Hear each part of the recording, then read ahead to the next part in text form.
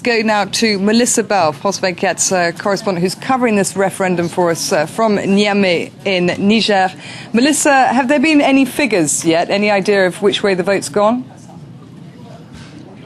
So far, Hannah, only unofficial estimates, and that's because the counting has really only just begun. The country is absolutely massive, so by the time all the ballot boxes come in from the various regions, it takes an awfully long time. Now, counting went on behind me in the Palais des Congrès here in Niamey all throughout the night. Then the officials from the CENI, which is the Electoral Commission here in Niger, went home to get some sleep. They're now starting to filter back into the building, where counting will carry on, no doubt well into the afternoon, possibly into night. And the official results may not even be known until tomorrow morning.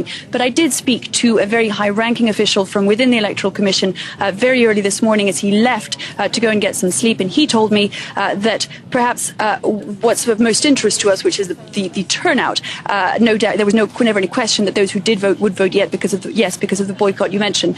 But the turnout, it seems, is going to be much higher than had been thought, up to 45% in some of the biggest cities like Zinder and Maradi, but up to 80%, he told me, in some of the rural regions. Now, that's, of course, in contrast to what had been thought until now, and we were basing ourselves really on what we'd seen, what local journalists have told us, which is that everyone all throughout the country, the story seemed to be the same, that people had chosen to stay at home. So when the opposition eventually wakes up today, I'm sure that we can expect it to contest some of these results as they begin to filter out throughout the day.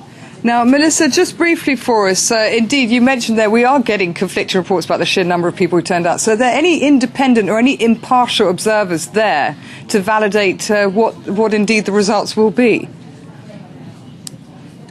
The problem, Hannah, is that it's going to be very difficult to know where the truth lies. And that's because, unusually, there have really been no international monitors. There have been a handful of African observers, but most of them seem to represent civilian groupings, organizations that seek to promote peace and stability in Africa. Very difficult, therefore, to know how truly independent they are.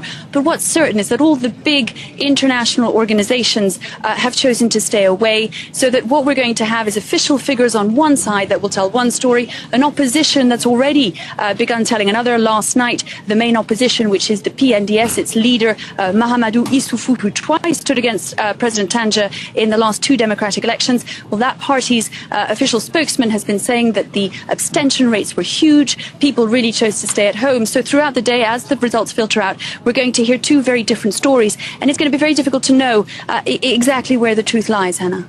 Okay, Melissa Bell, France 24's correspondent, covering that referendum there for us from Niger. Thank you very much for that, Melissa. That ends then this bulletin. Do stay tuned. More news up here on France 24 in 20 minutes' time.